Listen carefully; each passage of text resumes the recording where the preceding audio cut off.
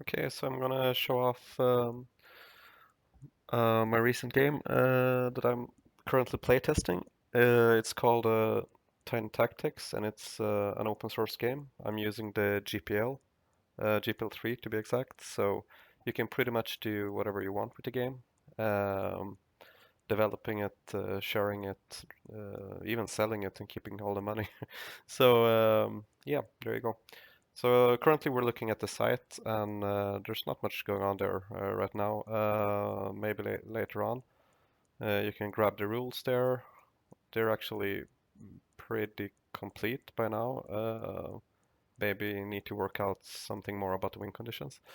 Later on, you'll be able to get the PDF and print and cut the game and play it on a kitchen table.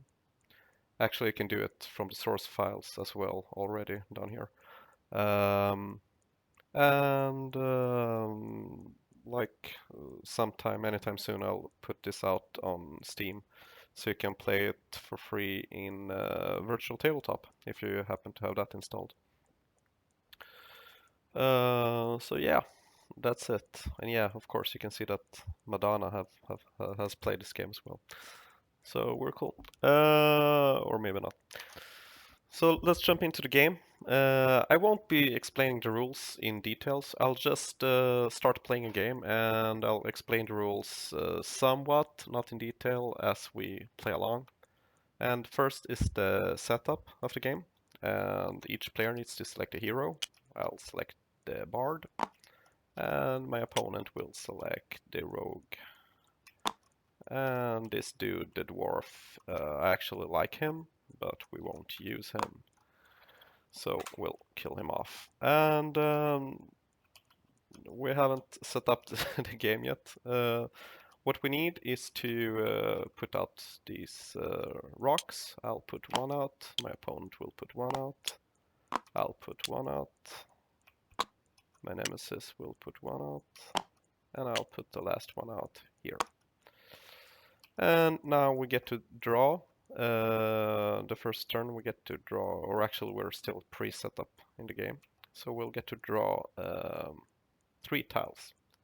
1, 2, 3. And these, you saw me draw them here from the bag. And this is, yeah, obviously I'm playing in a digital version right now. And they're all randomized and shuffled inside the bag, so my opponents also has shuffled ones. And now my opponent will draw 3 tiles. 1, 2, 3. There we go. And you see this space where I put down all the tiles in a row. In card games, this is called the hand here, right? But since this isn't a card game, or actually it kind of is since you're playing it with cards, but you're playing it on a kitchen table, you're always playing with all the cards open, and you move the cards around. So I'm just calling the cards tiles, because it would actually work better if the cards were thicker and you played with real tiles. So hence, we'll not call them cards. We'll just call them tiles. So we are still in the pre-game, in the setup phase of the game, where we're setting up the game, and the game is soon to begin. But before it actually starts, we need to put out our hero. In my case, this is the hero here. Yeah, something happened there, and she looks like this. She's a bard, and she has 2 skills. Her one skill is called Muse, and the other skill is called Song. She has 4 HP, which you can see in the heart icon. And that means she can withstand 4 damage, and then she dies. And if you lose your hero, you lose the game. So she's kind of like the king in chess. And we have all these yellow circles, and a yellow circle means that she can attack in that direction. And the white numerical value inside the yellow circle, that's the attack value. So she can strike for 1 damage left, she can strike 1 damage right, and she can strike 2 damage on the top, right in front of her. And she also has these red squares, and each and every red square means that her abilities can activate in that direction. So let's check out their abilities. So Muse, that's a passive ability, and it does something. And Song, it's an activated ability, and it costs 2 action points to activate, and it does something else. You also see the H in the top corner, and that just means this is a hero card.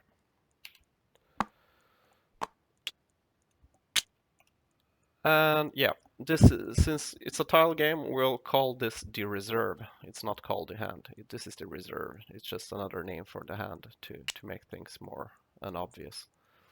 So okay, and our opponent, he also drew, and we can actually look at his cards, and we see these nice gobos. We see the rogue, that's the hero, and in contrast to the bard, my hero, the rogue, he can't attack in the same directions. He can attack in these weird directions, like diagonally and back. You see that the rogue, he's good at backstabbing people. So if he sneaks up behind you, he'll stab you for 3 damage. And he also has some strangeness when it comes to the abilities.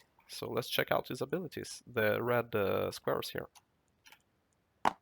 So Cloak does something, actually making him hard to attack from the front.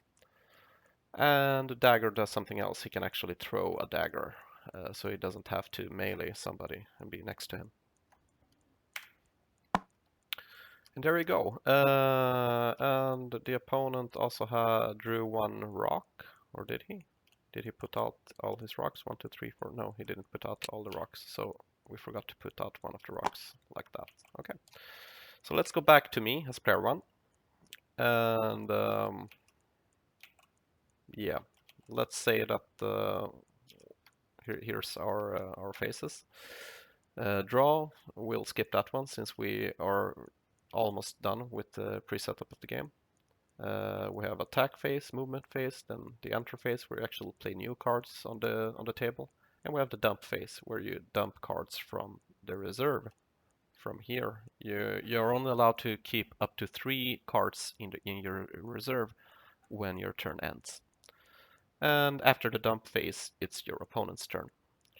So what we'll do now is we'll continue the pre-game setup, and this is the last step before the game can actually begin.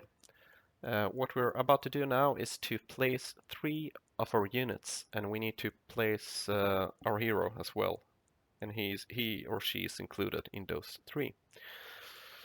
So I'll just do this quickly and totally at random. I won't be thinking at all because that will take forever for me. The first unit I get to place wherever. It looked like this, right? So the first unit I get to place exactly wherever I want. So I'll place it here. And the first unit from my opponent, he gets to place it wherever. He places it here. But he isn't allowed to place it directly. Or actually, yeah, I don't know. But let's say he isn't. Okay. Then it's my turn to place my next one. And the next one will be my hero. Let's say I'll place it here. And my opponent will place the gobos here. And now the last one. And then I have 3 with this one. So I have to place this somewhere. And here's the thing. I can't place it here or like anywhere except it has to be adjacent to one of my already existing units. So I can place it here, and I can also place it here, or of course I can place it here. I can't place it here because this here doesn't count as adjacent to the bard. Adjacent is the 4 basic directions: north, south, west, and east, and so on. So let's say I place the banshee here, and my opponent, he actually maybe he wants to place the cub, but he can't. He really needs to place the hero because the rules say so. And he has some. He actually made some smarter placing. He can place him here. He can place him here, or here, and here. Those are the positions he can enter with his hero. So let's, for the sake of argument, just say that he places his hero here. Okay, nice. So there we go. This is our setup of the game. And this is how we'll begin the game. And player 2 is the one that will start, I think. And he gets to draw. This is the first turn. He gets to draw. He draws the wizard. The wizard is a cool dude. He can, yeah, he looks kind of crazy. I don't know, he looks like drugged. And he has this cool skill called teleport. Let's find out what that does. Yeah, basically it can teleport one of your friendly units, your own units, closer to him, next to him. And he can do it from pretty far away. So he's a cool dude. But as we see, he can teleport in all the people from all directions, but he's not really a fighter. He doesn't have high HP and he has a low attack value as well. So we have to take care of him. So what we'll do now is we drew, and now we should attack if we're attacking. And if we check out the table, we see that I can't actually attack anyone because they all have melee range, so I have to stand next to somebody in order to attack them. And so yeah, so this phase it isn't interesting right now. We'll go to the third phase, that's move, and for each square we move, we waste 1 action point. And every turn, each player gets 3 action points. As simple as that. So what I could do now is to actually move the rogue here. That would waste 1 action point. I am able to move him again and again, up to 3 times, since I have 3 action points. So there isn't a cap currently on how often or how much you're allowed to move one of the same unit. But just for sake of clarity, when we're moving, we always need to move along the sides of another card. Which means that I can't move him here because there is no side to latch on. I also can't move him here because he should be here on the side or on this side of the card. So he always has to be on the side. I also can't move he was here, right? And I also can't move him like 1, 2, and let him be here, free in space. That isn't a possible move. That's not a valid move. He always needs to move alongside the sides. So here, along this side, he could move once. He could also move here twice, like that. That's a valid move. Yeah, it's kind of stupid with the fucking sign there, but so what. And he could, of course, also move here. And you saw here, I actually made a diagonal move. So I'm moving from here to here. But it still counts as one single square, one movement. And these squares, they're imaginary, and every card is one imaginary square. So this takes up 1 square, this takes up 1 square, this 1 square, and so on. So you just kind of have to imagine a grid system in your head. That's a square, and that's how we measure movement and range in this game. So yeah, he was here, and we moved him here 1 step, and now I've wasted 1 AP. And I have 2 APs left. And I move my vermin. It says it's agile. I know what that does, but I can't use it currently. So I move it once there. And I've wasted 2 HP. No, I mean 2 AP. 1 when I move the rogue, and 1 when I move the vermin. So I have 1 AP left, and I save that for the enter phase because I want to play one of my tiles, and I want to play the cub here. And the cub, it's cool. It attacks diagonally. It's super cute, and that's why it has the skill called cuteness. And this skill can be, or ability, it can be activated to the left and to the right. And this is what cuteness does. If you waste 1 action point, the target unit at that side won't be able to attack during its next turn. So yeah, pretty powerful actually. And I want to get this into play. So I can put it into play since I have 1 AP, and I can put it into play anywhere as long as it is adjacent to one of my units. And just to make things a little smoother, I'll do it like this. Yeah, and I can put it here, here, here, here, and here. And this is actually the perfect spot for me to put it. So I'll do it like that. There you go. Because the next turn, if nothing happens with the Banshee, I'll be able to attack diagonally and kill the, no, not kill, but hurt the Banshee. And the Banshee won't be able to hit me back because the Banshee has no attack diagonally. She can only attack to the left and to the right. Yeah, or vice versa. So I'm actually threatening the Banshee right now, and that's good. So how do I win this game? What is it about? So I don't know. I haven't figured out all the win conditions yet. But in any case, I think you win the game definitely if you kill the other hero or the other king or whatever we're gonna call it. And I also think that you will win the game if you kill enough people in the opponent's army to reach a certain victory point, and victory points would be their HP value. So the first one to kill enough kittens, 10 kittens to reach 10 points, for example, would win the game. It wouldn't have to be kittens, of course. It could be any unit of the opponent. So basically those two are the victory conditions that I'm playtesting right now, and we'll see what happens with that. I also have some other ideas about connecting stuff into a circle and maintaining that circle for 2 or 3 rounds and getting victory points that way as well. Kind of like roads work in Carcassonne and other games. But we'll see about that. I just want to try out and playtest the basics first. So I've wasted all my action points, and this was my first turn. I can't do anything more. So it is my opponent's turn. And we shift over to the opponent's table. And here I am. I am my own worst enemy.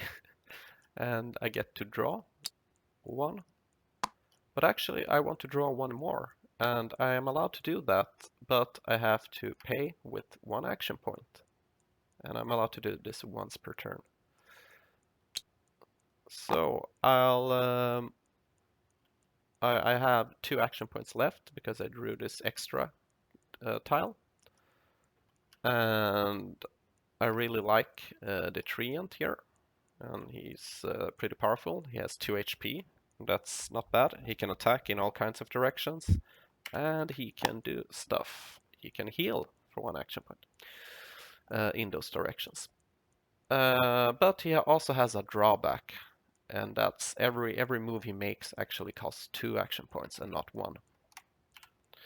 So that's the treant. He's slow and he can heal, but it's a good trade-off. So what we'll do now is draw, attack. Can we attack somebody? No, he can't attack. She can't attack anyone. She doesn't reach the rogue because she can't attack diagonally. The Banshee can't attack anyone. She attacks left and right, so no luck there. And no. Can we move? Yeah, we can. I could move the Banshee. That way the kitten, the cub, won't be able to attack me. But I won't move because, or will I? I wasted 1. Yeah, actually I will move. So yeah, I'll do it like this. And now I have 1 AP left, and I can play. I can waste it on playing a card, a tile, in the enter phase. So for my last AP, I will play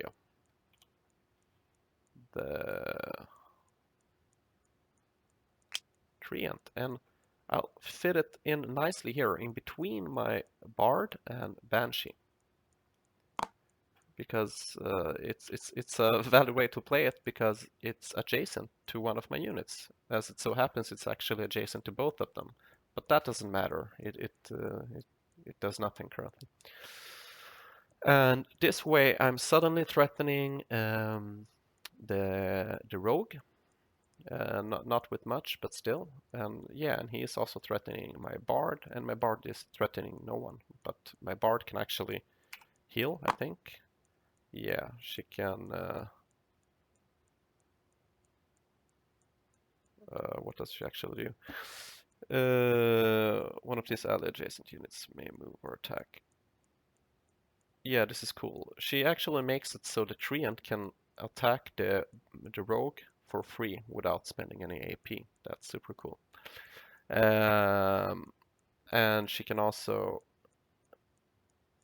heal up the treant if she pays AP. So this is a powerful combination, I think, because we have two healers next to each other, and that stuff is dangerous. So yeah, that's pretty much it. And now for the last turn, for some action, we're gonna go back to the next opponent.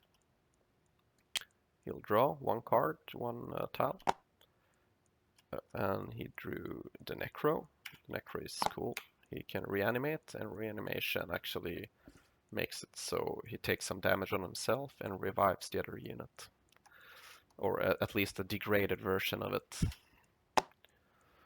So we have all our action points left, and what we will do now is, yeah, we'll just attack. Yeah, we will attack because here we have the rogue, and the rogue actually can attack the bard. So we'll do that. And I just declared the rogue as attacker, and he's attacking the bard.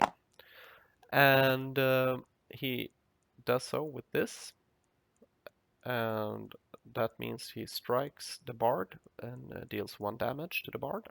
And we take 1 damage token and put on the bard. I think these are from Backgammon or Othello or something, I don't know. 4 in a row. But they look good, they're nice. And then we check if the bard strikes back. Actually, the fighting always occurs at the same time, so she should be able to strike back. But she doesn't, because she can't attack diagonally still. So she doesn't strike back. And that's it. That's that's the attack. It's as simple as that. So now she has 4 minus 1. That's 3 HP. And she's closer to her doom. Until, of course, the treant will heal her up with his heal. Yeah, for 1 HP. So this is, yeah, it's a really strong combo. And by the way, I also noticed that actually the treant won't be able to attack the rogue because not because he can't, because he can strike in this direction. He should be able, but the rogue has this C here, this ability, and that ability says it's cloak, right? And it says it's a passive, it's always activated, and it says I can only be attacked from this side, from straight ahead, if I have at least 2 adjacent enemies. And he doesn't have 2 adjacent enemies, he only has 1. She doesn't count as adjacent, the bard doesn't count as adjacent. So he's a tricky sucker to actually punch in the face from straight on. But in any case, that was the attack, and I wasted 1 AP for 1 attack. I can attack again. Or actually, no, I can't. I have to add that to the rules. It sucks if I can attack again with the same hero, same unit. So I think I'm probably going to restrict that in the rules and say no, you can't. You can only attack once, at least with at the same target. You can attack again, but not the same target. But we'll see what the playtesting shows. And yeah, pretty much so. I won't go into more details. I think this is enough for now to show how stuff works.